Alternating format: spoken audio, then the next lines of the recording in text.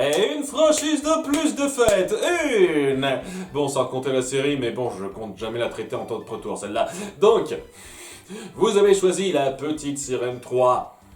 Pour ce top retour de juillet, c'était pas une grande surprise. Bon, je pense que les autres avaient un petit peu leur chance aussi, mais celui-là c'était un petit peu le poulain, hein, celui qui avait le plus de possibilités, de chances de tomber. En tout cas, voilà. La Petite Sirène 3, le dernier d'une trilogie qui n'a fait qu'empirer de film en film. Bon, même si je connais quelques personnes qui préfèrent le 3 au 2, parce que c'est plus joli. En fait, la seule raison pour laquelle je pense on puisse préférer la Petite Sirène 3 à la Petite Sirène 2, c'est parce que c'est plus joli. Les autres raisons que j'ai, je pense que c'est de la poudre aux yeux, quoi. En tout cas, ouais.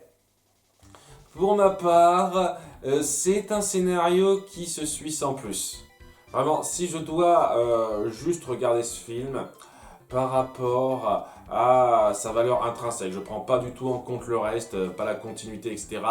Ça vaut 10, peut-être limite 10 et demi. Seulement une fois de plus, c'est une suite. Et comme pour Pocahontas 2 ou le livre de la jungle 2, pour moi une suite ou une préquelle, parce que bon c'est techniquement une préquelle, le cas de la Petite Sirène 3, et ben ça doit juger par rapport à comment ça complémente le reste. Est-ce que ça prend bien en compte les éléments mis en place dans les films précédents? Est-ce que ça les respecte? Et c'est clairement pas le cas. C'est une putain d'insulte, hein. Une putain d'insulte au personnage. Je me suis déjà penché là-dessus, mais voilà quoi, Polochon est pas du tout censé avoir ce caractère-là. Il est censé être un peu peureux dans son genre-là, c'est le petit gamin qui est prêt à faire tout ce qu'il veut, là, qui a plein de courage, c'est n'importe quoi. Sébastien et Ariel sont pas du tout censés être un tant soit peu proches avant le premier film. Mais bon, ça c'est un problème aussi que j'ai reproché à la série, hein. J'ai le sentiment que, étant donné que Sébastien est un personnage populaire, il fallait qu'on le force. Mais à ce moment-là, faites des suites. Faites pas une série préquelle ou un film préquel, merde. Et le côté, on va bannir la musique à Atlantica pendant un temps, n'a pas du tout été un tant soit peu appuyé, ressenti dans les opus qui sont censés représenter le futur de ça, à de nombreux niveaux. Donc, ouais, quoi, on ressent que ce truc, c'est du gros retcon, bien gras, mal pensé, sur tellement de niveaux, quoi. Ce film est super mal pensé pour s'intégrer au reste, et c'est ça que je trouve particulièrement insultant chez lui. Mais globalement, je dirais qu'il est moyen, quoi, si je dois juste le voir intrinsèquement. Mais jamais je le traiterai ça intrinsèquement, c'est une suite. C'est clairement pensé pour tabler sur le succès des films précédents. Donc bien entendu que je vais le compter par rapport à la comparaison à ce que ça apporte au film précédent. Enfin bon, ça j'en ai déjà parlé, je radote un petit peu, excusez-moi. On va passer donc aux meilleurs points de ce film, qui sont pas super nombreux pour une raison toute simple, c'est un film moyen dans le sens où globalement en termes de scénario pur, il n'y a rien de sensationnel qui se passe, tout comme il n'y a rien d'extraordinairement affreux qui se passe à quelques exceptions près. Je précise que je ne mets pas l'animation dans cette liste, même si l'animation est de très bonne qualité, sans doute une des meilleures qualités de films Disney Toon, c'est sûr. Seulement voilà, c'est juste de l'animation bien fluide qui passe. Et on a rarement mis autant de budget pour faire bien passer une animation dans une suite Disney Toon. Donc ça donne un petit peu l'impression d'être au même niveau que les films Disney Animation Studios en termes de traits. Mais bon, voilà, en dehors d'être bien fluide, il n'y a pas vraiment de patte particulière à cette animation-là. C'est de l'animation bonne, qui fait son taf. Et à aucun moment je ressens des particularités, des pics qui marquent à ce niveau-là, contrairement au Roi Lion 2, où il y a vraiment le jeu sur les ombres qui se remarque bien et qui donne une patte particulière à ça, ou certains moments dans Atlantide, l'Empire perdu, où on prend le temps de montrer la grandeur des décors qu'on crée. Là, pas trop. Dans La Petite Sirène 3, vous voyez, c'est de l'animation de qualité qui fait son job sans aller beaucoup plus loin que ça. Donc, ça m'embête de considérer ça comme une grande qualité, un grand point fort du film. Hein, c'est comme le doublage, quoi. Quand le doublage est fait tout à fait correctement et j'ai rien à redire, bah, j'ai pas compté ça comme un point positif automatiquement, parce qu'il faut que ce soit un peu plus que ça pour être une qualité. Pour moi, on fait le bon strict minimum à faire pour que ça passe bien. Mais il faut aller un peu plus loin que ça pour que ce soit une qualité vraiment notable. Il faut juste dire que c'est compétent. Voilà, l'animation est compétente. Voilà, plus compétente que la majorité des films Disney Toon. Mais est-ce qu'elle a quelque chose qui la démarque? Non. Voilà, cette longue parenthèse étant faite, on se lance maintenant, sans trop tarder, en avant pour le top 5 des meilleurs points de La Petite Sirène 3, le secret de la Petite Sirène. Numéro 5, le caractère d'Ariel. Alors, je le redis, je suis vraiment pas fan de ce que ce film implique par rapport aux motivations d'Ariel. Genre, oui, je veux chanter, je veux danser, j'aime ça la musique, tout ça. Alors que dans le premier film, ben, c'était pas non plus un truc qu'elle adorait au point de participer à un concert qui a été donné pour faire ses grands débuts sur scène, quoi. Donc voilà, hein, la continuité entre le premier et le troisième film, c'est de la merde à ce niveau-là. Mais en dépit de ça, on retrouve bien son caractère assez espiègle, bien trouvé, Claire Guyot qui est totalement à fond dedans. Voilà, on la reconnaît totalement dans ce rôle-là et je trouve qu'elle est amusante à de nombreux moments. Elle a des petites répliques bien faites, elle a les réactions, les petites espiègleries qui font sourire. Elle s'en sort bien. Autant les autres personnages, je les ai moyennement retrouvés dans leur personnalité par rapport au truc qu'on force, autant Ariel, en dépit de ce qu'on force sur elle, j'ai retrouvé le caractère d'Ariel qui me plaît dans le premier film, et même un petit peu dans la série. Un petit peu, faut pas exagérer. Donc, ça fait plaisir ça. Ça fait plaisir de voir ça et de retrouver le personnage qu'on aime bien, en dépit du fait que l'histoire à côté soit discutable, le personnage et son tempérament en soi, ils sont totalement reconnaissables et ça ramène un petit peu à ce qui nous a plu chez elle, en tout cas personnellement. Numéro 4, un peu plus d'emphase sur les autres sœurs. Oui, s'il y a bien un truc que j'aurais à reprocher honnêtement à tout ce qui a été fait en dérivé à La Petite Sirène avant La Petite Sirène 3, c'est-à-dire la série et le second film, c'est que on jouait très peu sur le développement des autres sœurs. Honnêtement, on a eu un seul épisode de la série où on développait de façon un tant soit peu acceptable une autre sœur d'Ariel, je trouve. Le reste du temps, bah non, elles étaient juste là histoire de dire. C'est pas génial. Dans le second film, je sais même pas si elles apparaissent. J'ai pas souvenir qu'elles apparaissent, qu'on les voit ou quoi que ce soit. Si ça se trouve, elles ont disparu. C'est quand même assez dingue. Dans un film qui a présenté qu'Ariel avait 6 sœurs, qu'on prenne aussi peu de temps sur elles, de pas jouer là-dessus en fait. De pas montrer un peu plus d'intérêt pour ces personnages-là qui peut-être pourraient avoir leur personnalité, qui avaient la possibilité d'ouvrir à quelque chose. Et c'était une page assez blanche, parce qu'on avait vraiment très peu de choses sur elle avant. Donc c'était, à mon goût, quelque chose de très sympathique à faire, de mettre plus l'accent sur elle, de montrer de façon plus proéminente les différences de caractère qu'il y a entre elles et l'approche différente qu'elles ont de ces changements, de ce qu'elles recherchent, de leur petit caractère, leur petite tare, leurs petits défauts, tout ça. Ces petits détails, lorsqu'on les montre, c'est sympathique, ça aide à développer l'univers que vous avez créé dans le premier film. Chose qui a été très mal faite dans la grande majorité de ce troisième opus, mais lorsqu'on passe du temps sur ces sœurs-là, c'est bien. Le truc, c'est qu'on passe le temps minimum, presque, j'ai envie de dire. Bon, j'exagère un petit peu, le temps minimum, ça aurait été de les montrer à peine. On montre un début d'intérêt qui est sympathique, mais qui fait un peu le taf minimum.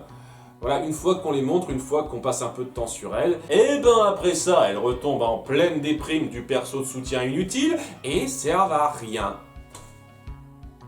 Elles auraient pu servir à quelque chose dans la résolution d'une façon ou d'une autre, mais non, quoi. Une fois que Triton les a surprises, elles se mettent toutes dans leur coin et ne font plus rien. Elles attendent que l'histoire se résolve et c'est la raison pour laquelle je les mets seulement en numéro 4. Parce que je pense que j'aurais pu mettre ça en numéro 2 ou 1. Vraiment tellement j'ai apprécié l'idée. Mais ça va pas le plus loin que ça pourrait. Je trouve vraiment qu'on aurait pu grandement améliorer ce film en changeant de façon assez poussée la résolution de fin, comment ça se met en place, qui participe, tout ça. Et c'est particulièrement déplorable avec ces personnages-là qui ne servent plus à rien à ce moment-là. Et également avec un autre personnage qui me plaisait beaucoup à ses débuts. Numéro 3, l'excentricité de Marina dans les 2 premiers tiers. Donc, je déteste pas Marina. Vraiment, dans l'absolu, je trouve que elle a son caractère, elle aussi. Elle peut être très marrante quand elle veut. Hein, avec son petit délire, j'adore me changer, enfiler des costumes à la Lady Gaga. C'est très marrant. Elle a un peps dans sa façon de parler. On sent que son rôle lui pèse et qu'il y a une certaine détresse, mais assez drôle qui se met en place. Et honnêtement, durant la première moitié du film, j'étais davantage de son côté que de celui de Sébastien. Largement. Elle semblait plus subir les choses que d'être détestable, quoi. Les gens lui tournaient le dos, la tournaient en dérision, et bon, j'imagine que ça vient du fait qu'elle n'a pas le caractère le plus facile à vivre, j'imagine, mais oui, j'appréciais beaucoup le personnage pour son excentricité, et oui, je le redis, pour moi, c'est l'un des plus gros gâchis du film, de pas avoir pensé à en faire autre chose qu'une antagoniste complètement exagérée à la fin. Parce que si on avait montré, je sais pas, un petit développement du personnage qui montrait qu'elle s'attachait à ses filles malgré les problèmes et qu'elle se faisait accepter malgré son excentricité, qu'il y avait un lien qui se créait entre elle et les filles, ça aurait été parfaitement satisfaisant de voir ça. Bon, ça aurait pas été super raccord avec le premier film, parce qu'elle n'est pas censée être présente dans le premier film. Ça, merde. Mais ouais, quoi, je trouve que ça aurait été très sympathique de faire un développement en dehors du je vire totalement en psychopathe. Parce que là, elle devient juste ridicule et gavante, quand c'est le cas. Donc voilà, dans le dernier tiers, elle est irritante. Dans les 2 premiers tiers, elle est très sympa. Bon, elle chante pas super bien, mais en dehors de ça, elle est très sympa en termes de caractère, de personnage. Elle me plaît bien et c'est dommage de partir là-dessus. Vraiment, quoi, changer cette résolution de fin, faire en sorte qu'il n'y ait pas de grands méchants qui veuillent tuer Ariel et Sébastien, et juste faire se confronter Ariel, Triton, et faire en sorte que les sœurs d'Ariel participent à cette confrontation, ça aurait été tellement plus fort sans faire de grands méchants stupides comme ça. Et ça gâche les personnages d'un côté comme de l'autre pour moi. Il y avait tellement moyen de faire quelque chose en dépit des problèmes de continuité que ça posera toujours, hein. J'aurai toujours les problèmes de continuité avec le premier film. Si on avait changé cette fin, fait quelque chose de plus posé, de moins grand méchant qui veut vous tuer, moins ridicule que ça, vous auriez pu partir sur une note beaucoup plus satisfaisante, beaucoup plus impactante, et rendre ce film, ma foi, tout à fait acceptable, même en dépit de ces problèmes de continuité avec le premier. Mais c'est pas le cas. À la place, on a la grande méchante ridicule, la résolution facile, Ariel qui fait pas grand chose en fait pour ça, puisque Triton va se rendre compte un peu de lui-même avec sa presque mort, t'as cru que j'étais mort. Cette résolution est tellement plate, et ça vient du développement de ces personnages-là qui avaient quelque chose de très sympathique au départ et qu'on n'a pas poursuivi jusqu'au bout. On aurait pu faire quelque chose de tellement mieux que ça. Enfin bon, numéro 2, l'efficacité de contraste avec les flashbacks. Alors, j'aime pas la direction que ça prend, cette révélation comme quoi la mère d'Ariel et compagnie est morte lorsqu'elle était jeune avec ses sœurs et donc À cause de ça, Triton décide de bannir la musique pour des raisons stupides. Je déteste cette décision-là. Mais le reste, en termes de drame, c'est pas mal du tout. C'est pas mal du tout de montrer qu'avant, Triton était heureux et à cause de ce qui s'est passé, à cause de la mort de sa femme, il est plus aigri, il a changé un peu sa façon d'être et voilà quoi, il y a cette joie d'avant qui se perçoit dans les flashbacks et cette fadeur, ce côté très morne chez le personnage qui a du mal à passer à autre chose par rapport à la mort de sa femme. Alors, ça aurait été plus fort, c'est évident pour moi. Si la chose que ça avait amené, ça avait été autre chose que maintenant plus de musique. Le roi il aime plus ça le rend triste. Ça aurait pu être un petit peu différent, hein, ça aurait pu être une façon d'amener. Pourquoi Triton déteste les êtres humains? Parce que, ouais, c'est quand même censé être des humains qui ont tué sa femme et donc ça explique pourquoi il déteste à ce point-là, mais c'est jamais mentionné. Ce qui est mis en avant, c'est toujours la musique, je veux pas entendre de musique. C'est tellement du gâchis ça pour moi. N'empêche que dans l'illustration, c'est très joli. Lorsqu'on montre ces flashbacks sur la vie d'avant, lorsque tout allait bien, lorsque Triton était heureux avec sa femme et ses filles, et qu'on passe juste après au côté beaucoup moins joyeux de la vie qu'il a, et ben c'est assez efficace. Et vraiment, il y a un côté émotion qui est réussi là-dedans. En particulier dans une scène que je compte à part et qui est la numéro 1, le passage de la statue. Pour moi, les scènes émotions qui arrivent à passer le plus sont celles où on se contente du strict minimum en termes de texte, où tout se véhicule par les émotions des personnages, la mise en scène visuelle. Et oui, c'est la raison pour laquelle je suis pas super fan de la narration de Sébastien par-delà ce que ressent Triton au début, dans l'intro du film. Il ne supportait plus de l'entendre. Voilà. Mais cette scène-là n'y a heureusement pas droit. C'est une scène très calme où on a juste rapidement Ariel qui chante avant et après ce qu'elle a vécu, qu'elle se rappelle un petit peu vaguement de l'ambiance avec sa mère. Et au centre, on a cette scène où Triton, après s'être disputé avec sa fille, se pose dans ce jardin où il adorait être avant et où il voit la statue de sa femme.